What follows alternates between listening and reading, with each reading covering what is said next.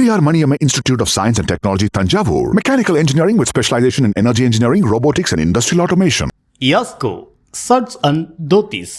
माननीय रक्षा मंत्री राजनाथ सिंह जी,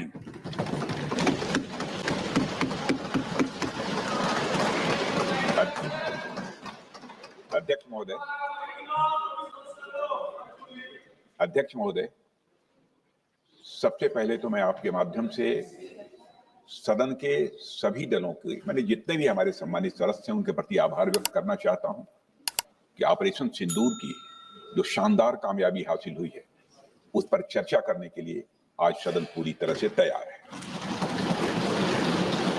अध्यक्ष महोदय, सबसे पहले मैं इस सदन के माध्यम से मैं देश के उन वीर सपूतों को, उन बहादुर सैनिकों को नमन करता हूं जिन्होंने की राष्ट्र की सीमाओं की रक्षा के लिए जब भी आवश्यकता पड़ी है अपना बलिदान देने में वह पीछे नहीं रहे हैं। आज भी वह तैयार हैं और आज भी वह तत्पर हैं। साथ ही मैं उन सैनिकों की स्मृति को भी अध्यक्ष महोदय नमन करता हूं जिन्होंने की भारत की एकता और अखंडता सुनिश्चित करने के लिए अपना सर्वस्व बलिदान कर दिया। मैं पूरे देश की तरफ से सेनाओं के सभी जवानों के प्रति कृतज्ञता व्यक्त करता हूं अध्यक्ष महोदय। अध्यक्ष महोदय, आज मैं आपकी अनुमति से ऑपरेशन सिंदूर से जुड़े कुछ महत्वपूर्ण तथ्यों और विषयों को सदन के समक्ष रखने के लिए यहां खड़ा हूं। अध्यक्ष महोदय, 6 और 7 मई 2025 को भारतीय सेनाओं ने ऑपरेशन सिंदूर के नाम से एक ऐतिहासिक सैन्य कार्रवाई को अंजाम दिया। यह केवल एक सैन्य कार्रवाई नहीं थी, बल्कि यह भारत की संप्रभुता, उसकी अस्मिता, देश के नागरिकों के प्रति हमारी जिम्मेदारी और आतंकवाद के खिलाफ हमारी नीति का एक इफेक्टिव और डिसाइसिव डिमॉन्स्ट्रेशन था। अध्यक्ष महोदय, जैसा इस सदन को जानकारी है, 22 अप्रैल 2025 को जम्मू कश्मीर के पहलगाम क्षेत्र में एक अमानवीय और कायराना आतंकी हमला हुआ। इस हमले में हमारे 25 निर्दोष नागरिकों सहित एक नेपाली नागरिक की भी जान गई थी। उन निर्दोष लोगों की जान उनका धर्म पूछ कर लिया गया। यह अपने आप में अमानवीयता का सबसे कुत्सित और सबसे घृणित उदाहरण था। यह घटना भारत की सहन शक्ति की सीमा की भी मैं मानता हूं परीक्षा थी। अध्यक्ष महोदय, इस हमले के तुरंत बाद हमारे प्रधानमंत्री श्री नरेंद्र मोदी जी ने तीनों सेनाओं के प्रमुखों की एक उच्च स्तरीय बैठक की और उन्हें छूट दी गई कि वे अपने विवेक, स्ट्रेटेजिक अंडरस्टैंडिंग और रीजनल सिक्योरिटी सिचुएशन को ध्यान में रखते हुए वह निर्णायक कार्रवाई करें। इसके बाद हमारे सैन्य नेतृत्व ने न केवल अपनी मैच्योरिटी दिखाई, बल्कि उस स्ट्रेटेजिक विजडम का भी परिचय दिया जिसकी उम्मीद भारत जैसी एक रिस्पॉन्सिबल पावर से की जाती है। अध्यक्ष महोदय, ऑपरेशन सिंदूर को अंजाम देने से पहले हमारी सेनाओं ने हर पहलू का बहुत ही गहराई के साथ अध्ययन किया। हमारे पास कई विकल्प थे, लेकिन हमने उस विकल्प को चुना जिसमें आतंकवादियों और उनके ठिकानों को अधिकतम नुकसान पहुंचे और जिसमें पाकिस्तान के आम नागरिक को कोई क्षति न होने पाए, इस बात की भी हम लोगों ने चिंता की। अध्यक्ष महोदय, हमारी सेनाओं द्वारा की गई वेल कोऑर्डिनेटेड स्ट्राइक्स ने 9 टेररिस्ट इंफ्रास्ट्रक्चर टारगेट्स को प्रिसीजन के साथ, सटीकता के साथ हिट किया और इस सैन्य कार्रवाई में एक अनुमान के अनुसार 100 से अधिक आतंकवादी, मैं बहुत संभल कर बोल रहा हूं अध्यक्ष महोदय, हमारी फिगर गलत ना होने पाए, फिगर इससे बहुत अधिक है। 100 से अधिक आतंकवादी, उनके ट्रेनर, उनके प्रशिक्षक, उनके हैंडलर, लश्कर-ए-तोयबा और हिजबुल मुजाहिदीन जैसे आतंकवादी संगठनों से संबंधित थे। ये वही आतंकी संगठन हैं जिन्होंने पाकिस्तान की सेना और ISI का जिन्हें खुला समर्थन प्राप्त है। अध्यक्ष महोदय, 7 मई 2025 को रात्रि 1:05 भारतीय सशस्त्र बलों ने ऑपरेशन सिंदूर प्रारंभ किया, जिसमें पाकिस्तान और पाक ऑक्युपाइड कश्मीर में भारत के खिलाफ आतंकी गतिविधियों से जुड़े 9 स्थानों को निशाना बनाया गया। इसमें पीओके के मुजफ्फराबाद में सवाई नाला और सैयदना बिलाल कैंप, कोटली में मस्जिद अब्बास व मसबर रहील शाहिद कैंप, कोटली में गुलपुर कैंप, भिम्बर में बरनाला कैंप, कोटली में अब्बास कैंप और पाकिस्तान के पंजाब प्रांत में बहावलपुर, मुहिदके और सरजाल और मेहमुना जोया शामिल थे। इनमें से 7 आतंकी शिविरों को भारतीय सेना ने पूरी तरह से नष्ट कर दिया, जबकि भारतीय वायुसेना ने मुरीदके और बहावलपुर को नेस्त नाबूद किया, जो लश्कर-ए-तोयबा और जैश-ए मोहम्मद के केंद्र हैं। पूरा ऑपरेशन मात्र, अध्यक्ष महोदय, जानकर पूरे सदन को प्रसन्नता होगी कि विद इन 22 मिनट्स पूरा ऑपरेशन समाप्त हो गया और हमने आतंकवादियों को उनके घर में घुसकर मारा। सशस्त्र बलों ने हमारी माताओं और बहनों के सिंदूर का बदला लिया और प्रत्येक भारतीय इस भावना से ओत-प्रोत हो गया। अध्यक्ष महोदय, मैं चाहूंगा कि पूरा सदन एक बार हमारे सेना के बहादुर जवानों के शौर्य और पराक्रम का। अध्यक्ष महोदय, यह सिंदूर की लाली शौर्य की कहानी है। यह सिंदूर की लाली शौर्य की कहानी है, भारत के मस्तक पर वीरता की निशानी है। अध्यक्ष महोदय, सेनाओं ने अंधेरी रात होने के बावजूद हमले की सफलता के स्पष्ट एविडेंस भी जुटाए हैं, साक्ष्य है हमारे पास। अध्यक्ष महोदय, हमले के कुछ ही घंटों के भीतर एक प्रेस रिलीज और मीडिया ब्रीफिंग के माध्यम से इन्हें जनता की जानकारी के लिए जारी कर दिया गया था। मुझे यह पुष्टि करते हुए गौरव की अनुभूति हो रही है कि सशस्त्र बल अपने सभी मिशन ऑब्जेक्टिव्स को पूरा करने में पूरी तरह से सक्षम रहे और साथ ही कामयाब रहे। अध्यक्ष महोदय, 7 मई 2025 को हमले माने 1:35 के तुरंत बाद भारतीय डीजीएमओ ने हॉटलाइन संदेश के माध्यम से पाकिस्तान के डीजीएमओ यानी डायरेक्टर जनरल मिलिट्री ऑपरेशन से संपर्क किया और टेरर इंफ्रास्ट्रक्चर के खिलाफ हमारे हमले के रेशनल और मेथोडोलॉजी के बारे में पूरी जानकारी दी और यह तथ्य भी बताया ये हमले एस्केलेटरी नेचर वाले नहीं थे, माने इसको हम आगे नहीं बढ़ाना चाहते। जिन मोहि मारा तीन मोहि मारे। अध्यक्ष, जिस प्रकार प्रभु हनुमान ने लंका में अपनी रणनीति बनाई थी, उसी प्रकार हमने भी उन्हीं को निशाना बनाया जिन्होंने हमें नुकसान पहुंचाया था।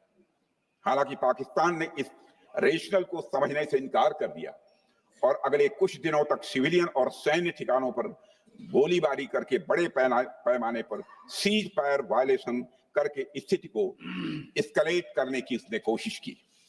अध्यक्ष महोदय, 7-8 मई 2025 की रात को क्लियरली आइडेंटिफाइड आतंकवाद संबंधी ठिकानों पर हमारे सफल ऑपरेशन के बाद, सफल हमले के बाद पाकिस्तान ने स्थिति को एस्केलेट कर दिया और अनमैन्ड एरियल सिस्टम और अन्य साधनों का उपयोग करके भारतीय वायुसेना के बेसेस, भारतीय वायुसेना के सेंसर और सेना के फॉर्मेशन हेड।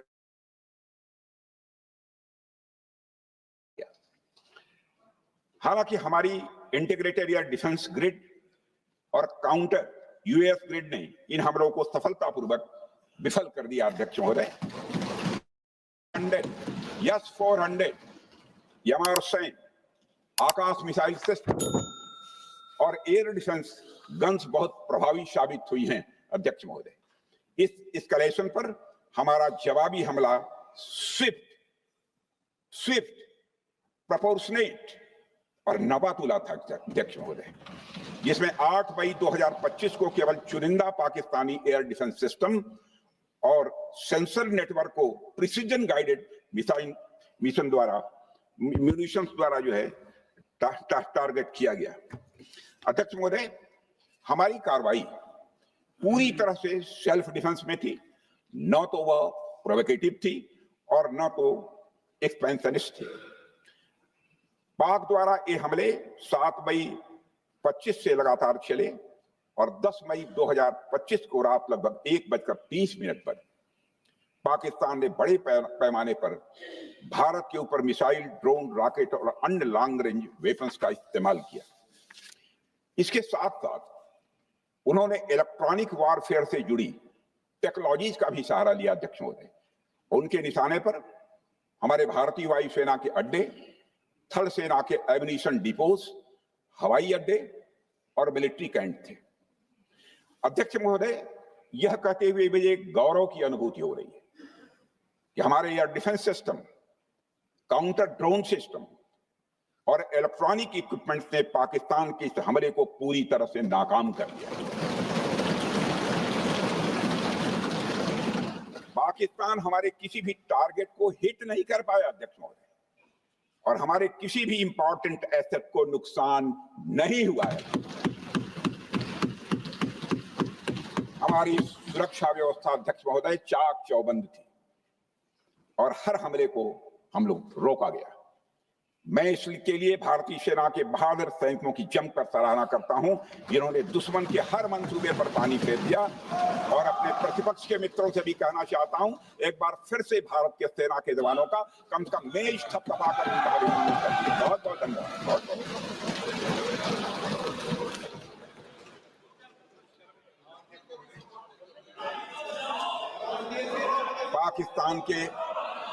पाकिस्तान के इस हमले के जवाब में हमारी कार्रवाई साहसिक थी, ठोस थी और प्रभावी थी। भारतीय वायुसेना ने वेस्टर्न फ्रंट पर पाकिस्तान के हवाई अड्डों, command and control systems, military infrastructures और एयर डिफेंस सिस्टम को निशाना बनाया और इस मिशन को हमारी सेनाओं ने सफलतापूर्वक अंजाम देने में कामयाबी हासिल की। अध्यक्ष महोदय, हमारी सेनाओं ने चकलाला, सरगोधा, रफीकी, रहीम यार खान, जैकबाबाद, सुक्कुर और भोलारी जैसे एयर एयरबेस पर प्रहार किया और पूरी दुनिया ने भारतीय वायुसेना के शौर्य और पराक्रम की तस्वीर देखी।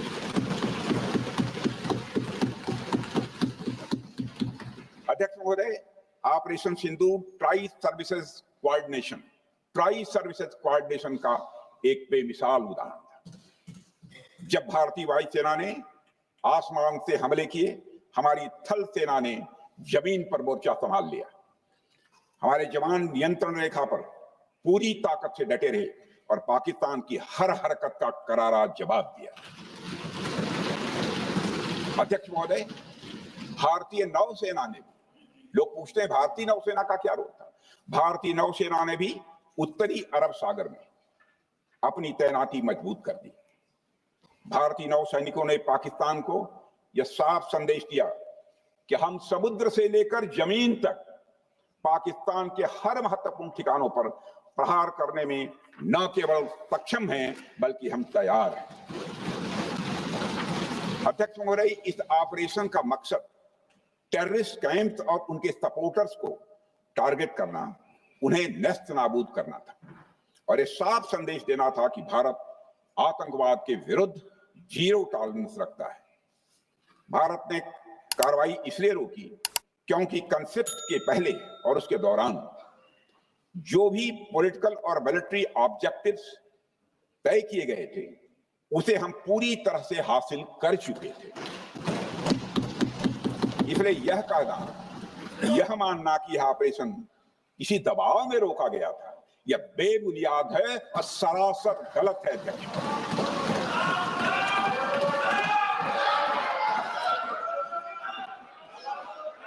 मैं सदन को फिर से आश्वस्त करना चाहता हूं, अपने राजनीतिक जीवन में अध्यक्ष महोदय, मैं आपके माध्यम से सदन को आश्वस्त करना चाहता हूं, अपने राजनीतिक जीवन में जानबूझकर कभी भी असत्य न बोलूं, इसकी भरपूर कोशिश की है मैंने, चाहे सदन हो अथवा सदन के बाहर। अध्यक्ष महोदय, मैं आपके माध्यम से सदन को यह भी अवगत कराना चाहता हूं।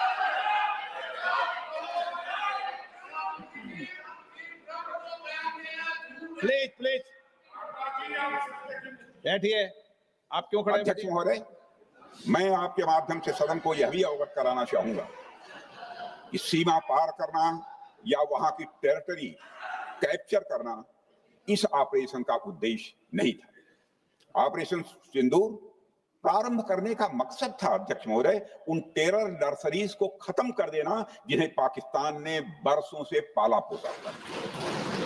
और यह ऑपरेशन उन मासूम परिवारों को न्याय दिलाने के लिए लॉन्च किया गया था जिन्होंने पाक स्पॉन्सर्ड टेररिस्ट अटैक्स में अपने प्रियजनों को खोया था। हमारी सेनाओं ने सिर्फ उनको टारगेट किया जो इन आतंकियों को सपोर्ट करते हुए भारत पर हमला करने की कोशिश में लगातार शामिल थे। अध्यक्ष महोदय, ऑपरेशन सिंदूर का ओवरऑल पॉलिटिको मिलिट्री ऑब्जेक्टिव यह था कि आतंकवाद के रूप में प्रॉक्सी वार लड़ रहे पाकिस्तान को सजा दी जाए और इसी वजह से आर्म फोर्सेस को पूरी आजादी दी गई थी कि वे अपने टारगेट खुद चुने और करारा जवाब दें। और इस ऑपरेशन का उद्देश्य कोई भी युद्ध छेड़ना नहीं था बल्कि फोर्स के डिमॉन्स्ट्रेटिव यूज से एडवर्सरी को झुकने के लिए मजबूर करना था। 10 मई की सुबह जब भारतीय वायुसेना ने पाकिस्तान की मल्टीपल एयरफील्ड पर करारा प्रहार किया तो पाकिस्तान ने हार मान ली है अध्यक्ष महोदय और हॉस्टिलिटी रोकने की कोशिश की। अब रोक दीजिए महाराज। उन्होंने एक कोशिश की, हमारे डीएमओ से बात की, महाराज अब रोक दीजिए, बहुत हो गया। यह पेशकश इस कैबिनेट के साथ स्वीकार की गई थी। सुने, रुकिए तो रुकिए, बता दूंगा।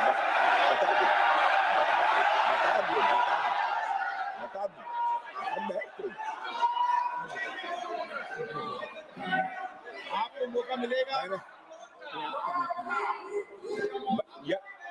यह क्यों रुका इसका पहले ही मैं पूरी तरह से वर्णन कर चुका है अध्यक्ष महोदय। मैं नेता प्रतिपक्ष को बहुत सम्मान के साथ कहना चाहता हूं कि कृपया एक बार मेरा पूरा भाषण पूछ लें। आपको प्रश्न पूछने की पूरी आजादी है, आप पूछ सकते हैं, मैं उसका उत्तर दूंगा। अध्यक्ष महोदय, 10 मई की सुबह जब भारतीय वायुसेना ने पाकिस्तान की मल्टीपल एयरफील्ड पर करारा प्रहार किया तो पाकिस्तान ने हार मानी और हॉस्टिलिटी रोकने की उन्होंने पेशकश की। यह पेशकश इस कैबिनेट के साथ स्वीकार की गई हम लोगों के द्वारा कि यह ऑपरेशन केवल पाज किया गया है, स्थगित किया गया है। यह ऑपरेशन समाप्त नहीं हुआ है अध्यक्ष महोदय। अगर पाकिस्तान की ओर से भविष्य में कोई भी मिस एडवेंचर हुआ तो यह ऑपरेशन अध्यक्ष महोदय, मैं सदन को आश्वस्त करना चाहता हूं, दोबारा प्रारंभ हो।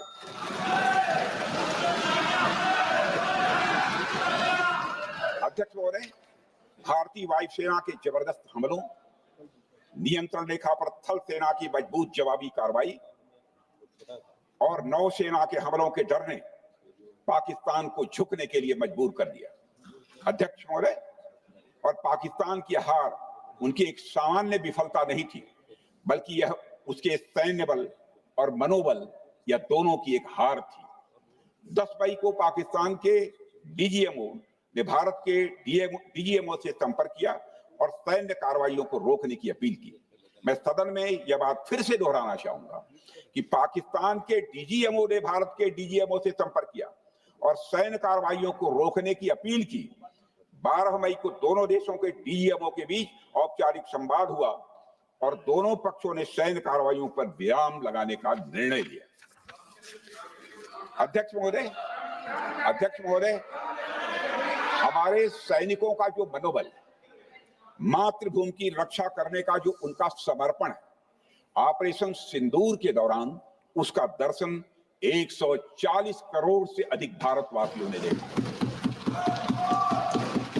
मुझे खुद भी प्रधानमंत्री जी को सीमावर्ती क्षेत्रों में जाकर हमारे जवानों से मुलाकात का अवसर मिला है। अध्यक्ष महोदय, श्रीनगर के मिलिट्री बेस पर, भुज के एयरबेस पर, उधमपुर के कमांड सेंटर पर, हर जगह प्रत्यक्ष मैंने अपनी आंखों से देखा कि हमारे सैनिकों का मनोबल अपनी पूरी बुलंदी पर था।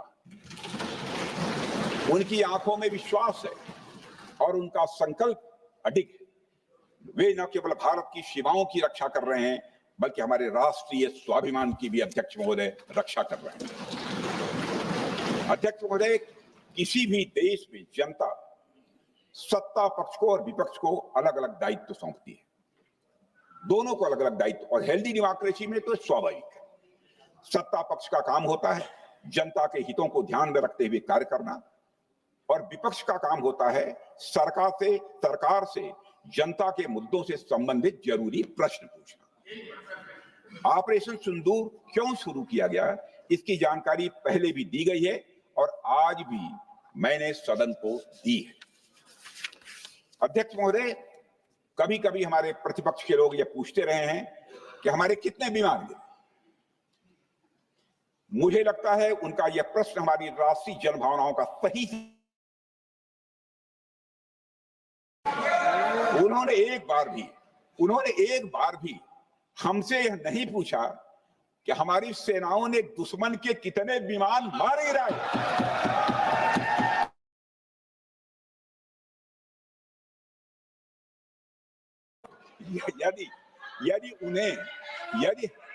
यदि उन्हें प्रश्न पूछना ही है अध्यक्ष महोदय, तो उनका प्रश्न यह होना चाहिए, क्या भारत ने आतंकवादी ठिकानों को तबाह किया? तो उसका उत्तर है हाँ।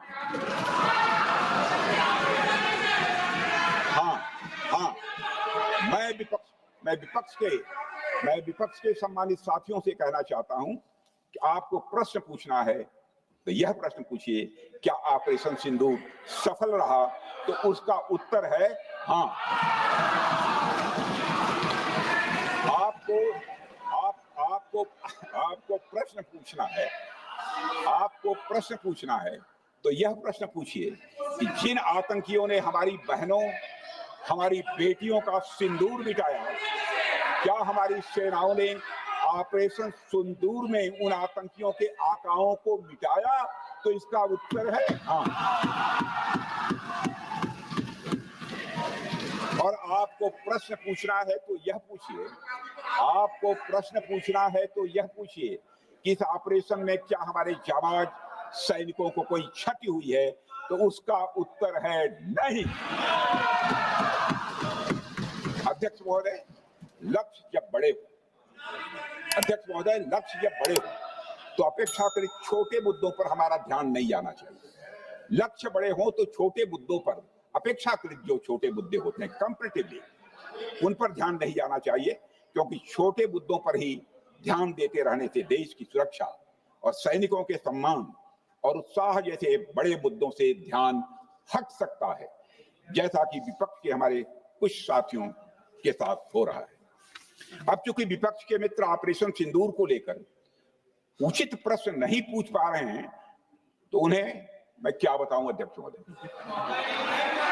मैं लगभग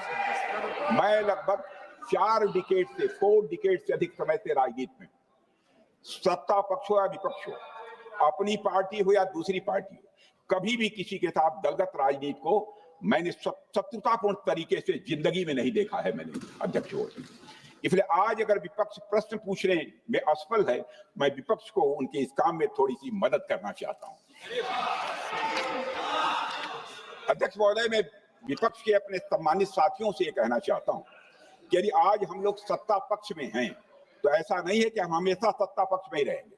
यह आवश्यक नहीं है, किसी के लिए आवश्यक है। एक लंबा समय हमने विपक्ष का काम किया है।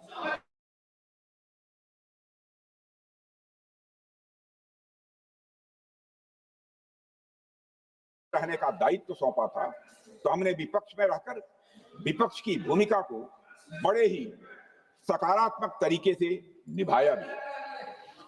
अध्यक्ष महोदय प्रश्न पूछे, इसके कुछ उदाहरण मैं यहां रखना चाहता हूं।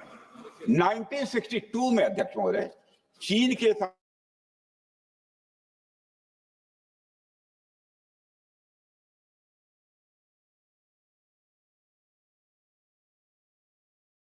या कैसे?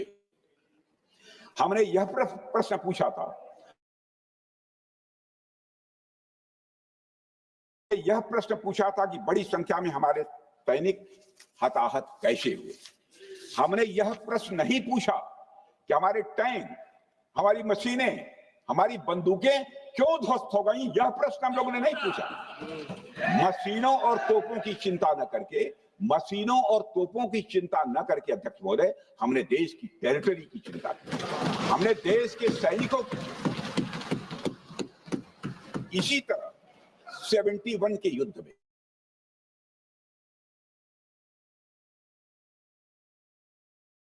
समय की सरकार को मैं बधाई देना चाहता हूं। हमने अपने राजनीतिक और सैन्य नेतृत्व की प्रशंसा की। हमने यह नहीं देखा कि किस दल की सरकार है, किस विचारधारा की सरकार है, इसकी चिंता नहीं की। हमारे नेता अटल बिहारी वाजपेयी ने संसद में खड़े होकर उस समय के नेतृत्व की प्रशंसा की थी। हमने इस बात की खुशी जाहिर कि हमने अपने शत्रु को सबक सिखाया। हमने उस दौरान यह प्रश्न नहीं पूछा कि सबक सिखाने के दौरान में भारत के कितने प्लेन्स गिरे, भारत के कितने इक्विपमेंट्स बर्बाद हुए। यह प्रश्न अध्यक्ष महोदय उस समय भी हम लोगों ने नहीं पूछा। अध्यक्ष महोदय, यदि मैं इसे और भी प्रैक्टिकल तरीके से समझाऊं, तो किसी भी परीक्षा के परिणाम में रिजल्ट मैटर करता है। यदि किसी परीक्षा में कोई बच्चा अच्छे मार्क्स लेकर आ रहा है, तो हमारे लिए उसके मार्क्स मैटर करने चाहिए। हमें इस बात का ध्यान नहीं रखना चाहिए कि एग्जाम के दौरान उसकी पेंसिल टूट गई थी या उसकी पेन खो गई।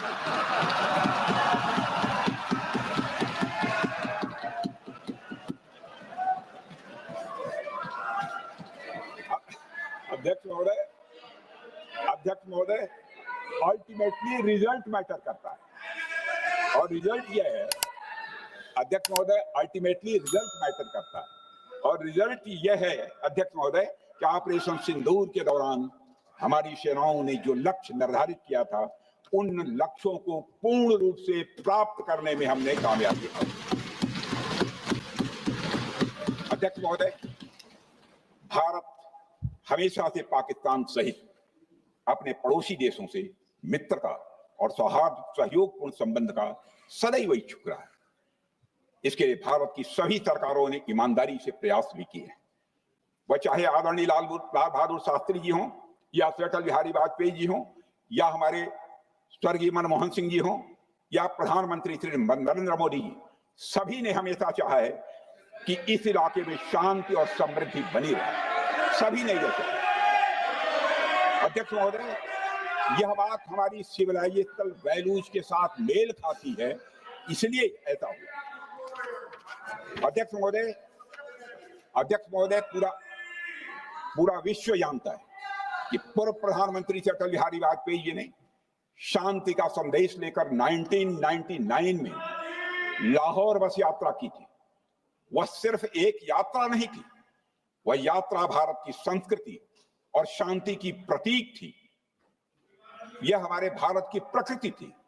लाहौर पहुंचकर श्री अटल बिहारी वाजपेयी जी ने मीनारे पाकिस्तान पर विजिटर्स रूप में जो लिखा था, जिसका जिक्र लोग आज भी करते हैं, और उन्होंने लिखा था, उसकी मैं चर्चा करता हूं। उन्होंने लिखा था कि मीनारे पाकिस्तान से मैं पाकिस्तान की जनता को यह विश्वास दिलाना चाहता हूं कि भारत अस्थायी शांति और मित्रता का आकांक्षी है। मैंने पहले भी कहा है और फिर भी कहता हूं, एक स्थिर और समृद्ध पाकिस्तान भारत के हित में है, इसमें कोई संदेह नहीं होना चाहिए। अध्यक्ष महोदय, यह हमारी सोच थी, यह हमारी शांति की पहल थी। यह पहल हमारी हजारों साल पुरानी सांस्कृतिक चेतना, हमारी नैतिक शक्ति और हमारी सभ्यता के उन मूल्यों से निकली थी जो शांति को शक्ति मानती है। अध्यक्ष महोदय, लेकिन हमारे शांति के प्रयास को हमारी नाइविटी, उदारता या सरलता समझ लिया गया। जब हम शांति के लिए कदम बढ़ा रहे थे, उसी वक्त पाकिस्तान कारगिल में घुसपैठ की साजिश रच रहा था। हम दोस्ती के राह पर थे तो वो षड्यंत्र की राह पर थे।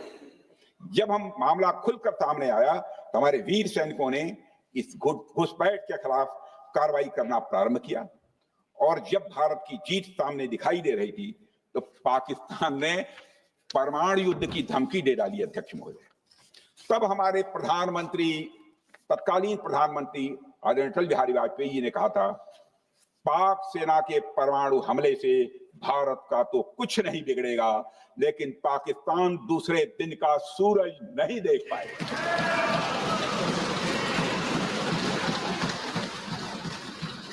यानी अटल जी जो शांति का पैगाम लेकर गए, वही अटल जी शक्ति का भी परिचय देने में तनिक भी नहीं हिचके। यही है भारत। अध्यक्ष महोदय, यह सामर्थ्य का उद्घोष था। यह एक स्पष्ट संदेश था कि भारत शांति चाहता है, लेकिन अगर कोई हमारी संप्रभुता को चुनौती देगा तो उसका जवाब भी उतनी ही दृढ़ता से दिया जाएगा। अध्यक्ष महोदय, 2015 में जब हमारे प्रधानमंत्री मोदी जी ने लाहौर जाकर नवाज शरीफ से मुलाकात की तो भारत ने फिर से दोस्ती का हाथ बढ़ाया। अध्यक्ष महोदय, हम वाकई में शांति की राह पर चलना चाहते थे, क्योंकि हमारी मूल प्रकृति बुद्ध की है, युद्ध की नहीं है। हमारी सरकार ने भी पाकिस्तान के साथ शांति स्थापित करने के अनेक प्रयत्न किए, लेकिन बाद में हमने 2016 में सर्जिकल स्ट्राइक से, 2019 में बालाकोट में एयर स्ट्राइक से और 2025 के ऑपरेशन सिंदूर से हमने शांति स्थापित करने का दूसरा रास्ता अपनाया है। अध्यक्ष महोदय, अब हमारे प्रधानमंत्री श्री नरेंद्र मोदी जी और हमारी सरकार का स्टैंड बिल्कुल क्लियर है कि टेररिज्म और टॉक्स ये दोनों साथ नहीं चल सकते,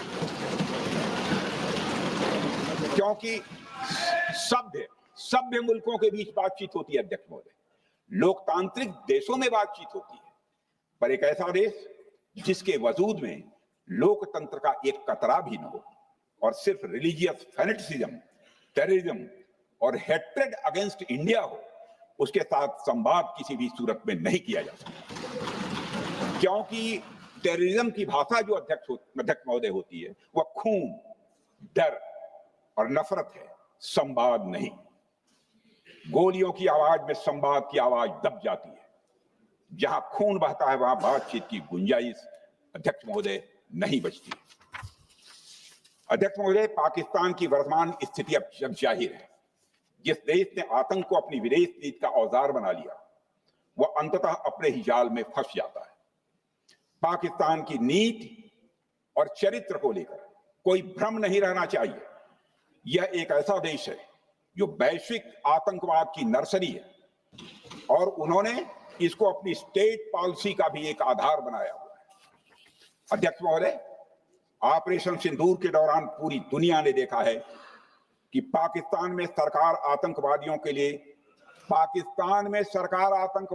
लिए स्टेट फ्यूनरल का इंतजाम कर रही है और सैन्य अधिकारी भी आतंकवादियों के जनाजे में भाग लेते हैं।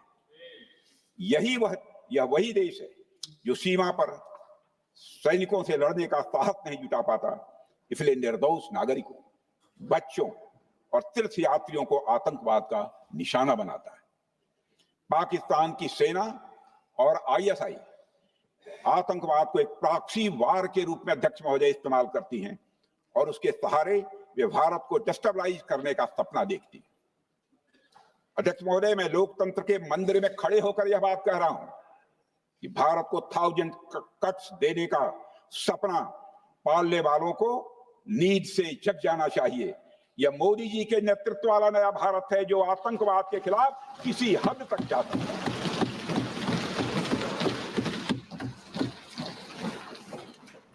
अध्यक्ष महोदय, आप भारत का इतिहास जानते हैं। देखिए, हमने कभी भी किसी की एक इंच जमीन पर आज तक कभी कब्जा नहीं किया है। हम यह भी जानते हैं कि युद्ध अपनी बराबरी वालों से करना चाहिए। ऐसा गोस्वामी तुलसीदास जी ने लिखा है और गोस्वामी तुलसीदास जी कहते हैं कि नीति ऐसी ही होनी चाहिए, प्रीति और बैर बराबरी वाले से ही करनी चाहिए। शेर यदि मेढकों को मारे तो उसका बहुत अच्छा संदेश नहीं आता है अध्यक्ष।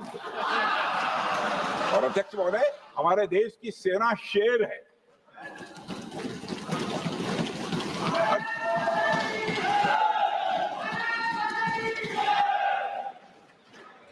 अध्यक्ष महोदय, पाकिस्तान जैसा देश जो साइज, सामर्थ्य, शक्ति और समृद्धि में हमारे आसपास भी नहीं है, उस मुल्क से कैसा मुकाबला?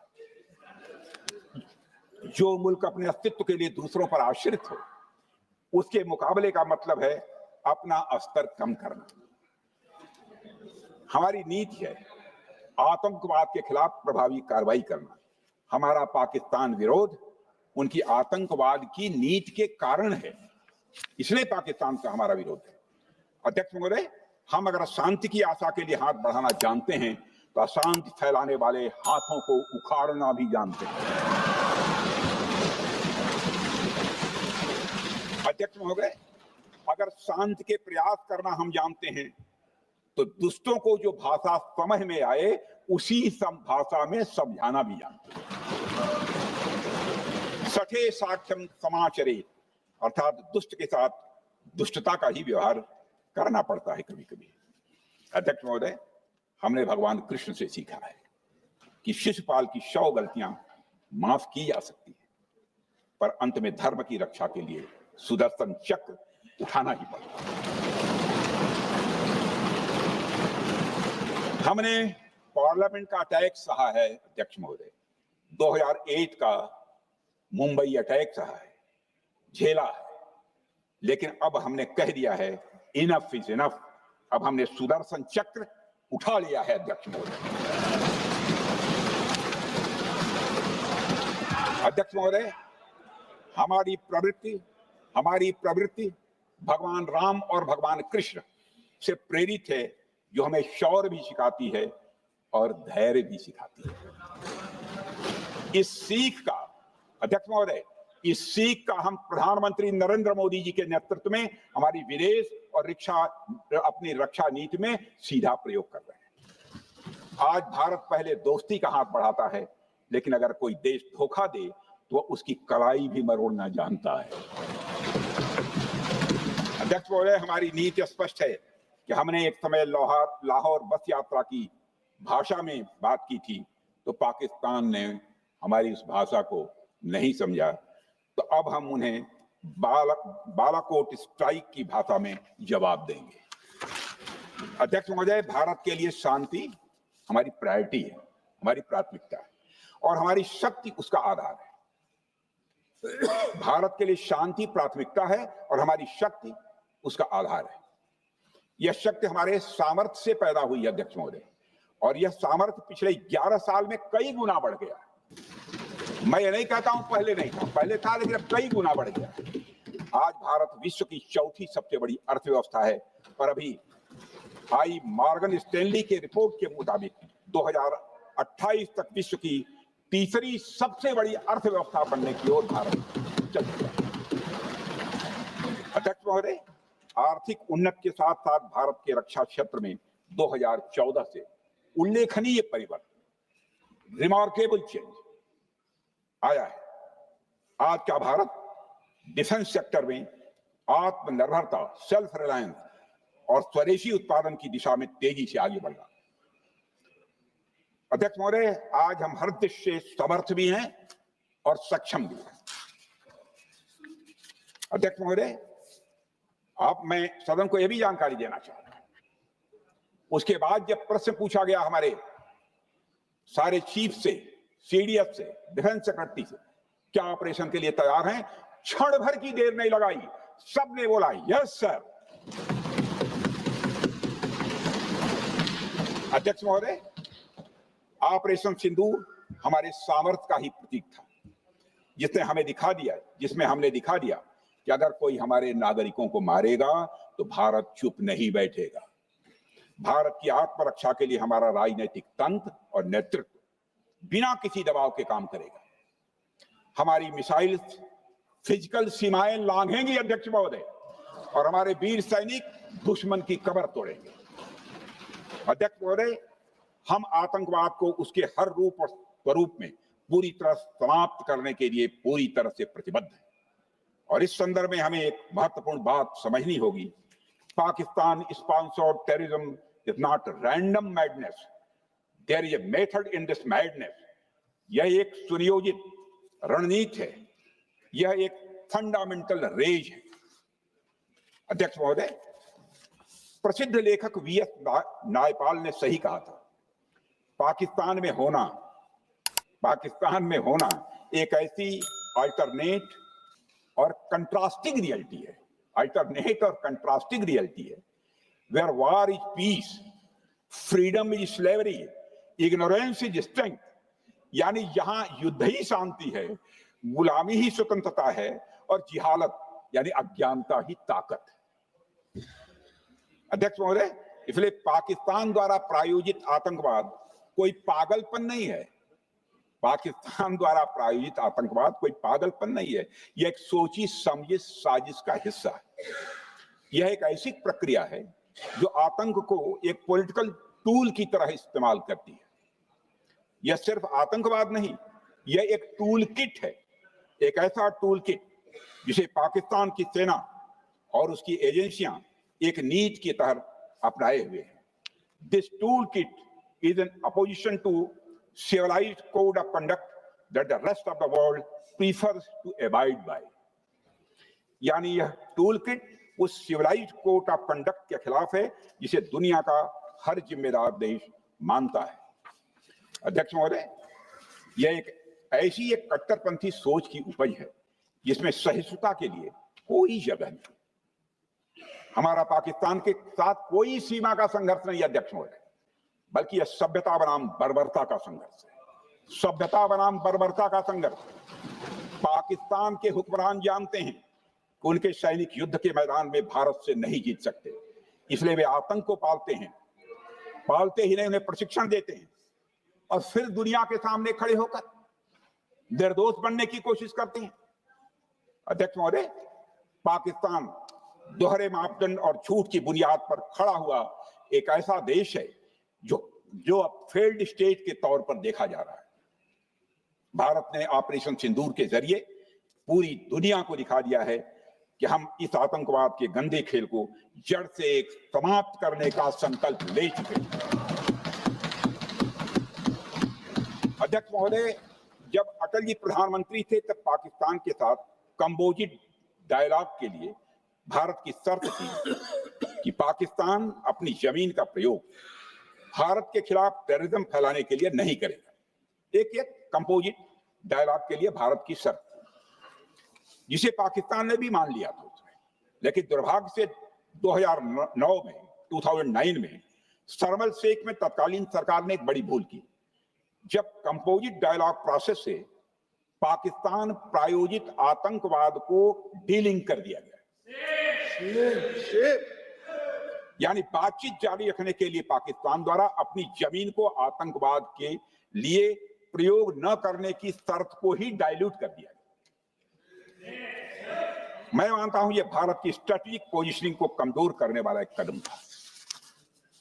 अध्यक्ष महोदय, ऐसी ही एक और गंभीर चूक तत्कालीन सरकार ने 2006 में हवाना में भी हुई थी, जब पाकिस्तान को आतंकवाद का विक्टिम माना गया और एक ज्वाइंट एंटी टेरर मैकेनिज्म बनाने पर सहमति भी हुई थी। 2006 की बात कर रहा हूं।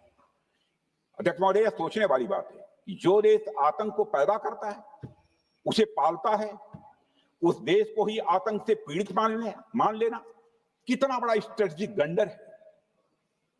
अध्यक्ष महोदय, आतंकवाद के खिलाफ हमारी लड़ाई अब केवल सीमा पर नहीं है, बल्कि वैचारिक मोर्चों पर भी लड़ी जा रही है। इसी उद्देश्य से प्रधानमंत्री जी कई हाई लेवल डेलीगेशंस का गठन भी उन्होंने किया था, जिसमें हमारे लगभग अधिकांश दलों के सम्मानित सदस्य उसमें शामिल थे। उसमें विभिन्न राजनीतिक दलों के रिप्रेजेंटेटिव शामिल थे और सचमुच इस समिति ने वैश्विक मंचों पर जाकर भारत की बात बहुत ही प्रभावी तरीके से रखी और आतंकवाद के विरुद्ध वैश्विक समर्थन को उन्होंने मजबूत किया। अध्यक्ष महोदय, मैं उन सभी डेलीगेशन के सम्मानित सदस्यों के प्रति शीश झुकाकर आभार व्यक्त करना चाहता हूं, जिन्होंने भारत का आतंकवाद के खिलाफ स्टैंड तथा जीरो टॉलरेंस की पॉलिसी और ऑपरेशन सिंदूर के बारे में दुनिया के देशों को सही तरीके से अवगत कराया, प्रभावी तरीके से अवगत कराया। अध्यक्ष महोदय, ऑपरेशन सिंदूर को लेकर सर्वदलीय बैठक भी हुई। I am very happy to tell the house that during Operation Sindoor, all the political parties of the country kept aside all ideologies and differences and showed solidarity with the nation, with the soldiers and with the government. फिर इसके लिए आभार व्यक्त करता हूं। मुझे लगता है यही इस देश के लोकतंत्र की खूबसूरती है। अध्यक्ष महोदय, जैसा कि हमारे माननीय प्रधानमंत्री मोदी जी ने भी कहा है कि ऑपरेशन सिंदूर अभी रुका है, समाप्त नहीं हुआ है। यदि आवश्यकता पड़ी, यदि पाकिस्तान फिर किसी नापाक हरकत की कोशिश करता है तो हम और भी कठोर और निर्णायक कार्रवाई करने के लिए तैयार हैं। अध्यक्ष महोदय, ऑपरेशन सिंदूर के माध्यम से पाकिस्तान के मन में भारत को लेकर जो बहुत बड़ी गलतफहमी थी वह हमने दूर कर दी है। और मेरी दूर थोड़ी बहुत बची है, यदि भरी होगी तो उसको भी दूर कर देंगे। अध्यक्ष, मुझे महाकवि राष्ट्र कवि रामधारी सिंह जी दिनकर की कुछ पंक्तियां याद आती हैं। अध्यक्ष महोदय, क्षमाशील हो रिपु समक्ष तुम हुए विनत जितना ही, दुष्ट कौरवों ने तुमको कायर समझा उतना ही। अध्यक्ष महोदय, भारत ने न केवल अपनी सैन्य क्षमता का प्रदर्शन किया, बल्कि अपनी राष्ट्रीय दृढ़ता, नैतिकता और राजनीतिक कुशलता का भी परिचय दिया है। भारत अब किसी भी आतंकी हमले का निर्णायक और स्पष्ट उत्तर देगा। अध्यक्ष महोदय, हमने एक नई लक्ष्मण रेखा खींच ली है।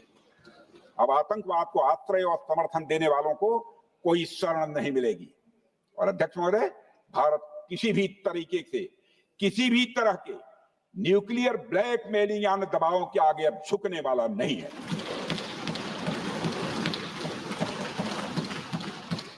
अध्यक्ष महोदय, ऑपरेशन सिंदूर के माध्यम से जो हमने किया और उससे पहले सर्जिकल स्ट्राइक और एयर स्ट्राइक के जरिए जो संदेश दिया गया वह बहुत पहले ही हो जाना चाहिए, लेकिन जो होता है समय पर ही होता है। अध्यक्ष महोदय, हमारी सरकार ने आतंकवाद के खिलाफ हमारी जीरो टॉलरेंस की नीति को दुनिया के हर मंच पर पूरी तरह से स्पष्ट कर दिया है और हम उस पर कोई समझौता किसी भी सूरत में नहीं करने वाले।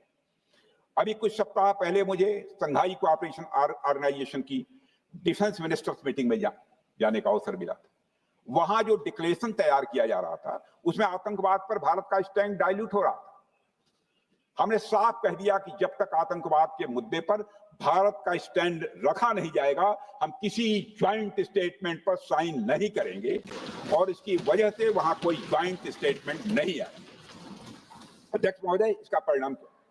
अब देखिए, हमारे प्रधानमंत्री जी ब्रिक्स की बैठक में ब्राजील गए, करिश्मा किया है हमारे प्रधानमंत्री। तो चीन की मौजूदगी में जो ज्वाइंट डिक्लेरेशन आया उसमें जम्मू और कश्मीर में हुए आतंकी हमले को कंडेम भी किया गया। यह प्रधानमंत्री ने करिश्मा करके दिखाया, यानी भारत की बात अंततः मानी गई।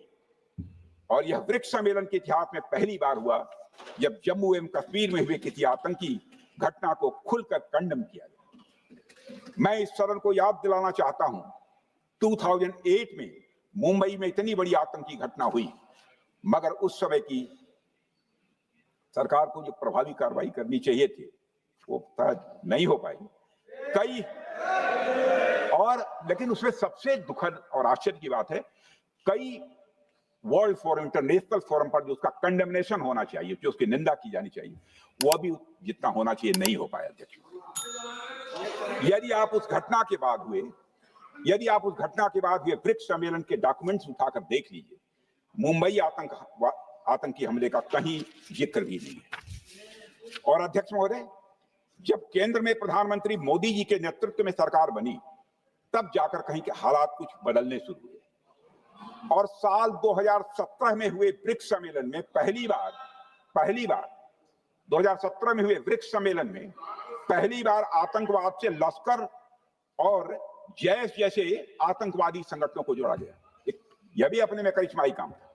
यह परिस्थिति इसलिए बनी क्योंकि इसके ठीक एक साल पहले उरी की घटना के भारत की सेनाओं ने सीमा पर जाकर सर्जिकल स्ट्राइक की थी। हमने दुनिया को बताया कि आतंकवाद के खिलाफ हम सरहद के इस पार भी मारेंगे और जरूरत पड़ी तो आतंकियों के घर में घुसकर भी मारेंगे। यह बदलाव प्रधानमंत्री मोदी जी के नेतृत्व में आया। अध्यक्ष महोदय, यह वही नीति है जो पहले की सरकारों को भी अपनानी चाहिए थी। उन सरकारों को जिनके शासनकाल में भारत ने सबसे भीषण आतंकी हमलों का सामना किया, जिनमें 2008 का मुंबई हमला आज भी हर हिंदुस्तानी के जहन में बैठा हुआ है, जिंदा है, एक न भूलने वाली त्रासदी के रूप में जिंदा है। अध्यक्ष महोदय, मैं श्री प्रणब मुखर्जी जी ने अपनी किताब द कोलिशन ईयर्स में लिखा है, मेरे पास है भी, कोलिशन ईयर्स में लिखा है कि जब मुंबई अटैक हुआ था, प्रणब ने लिखा है, जब मुंबई अटैक हुआ था, India had evidence that the terrorist came from Karachi port. Pakistan के नॉन स्टेट एक्टर्स के बहाने पूरी दुनिया में को पूरी दुनिया में कोई मान नहीं रहा था।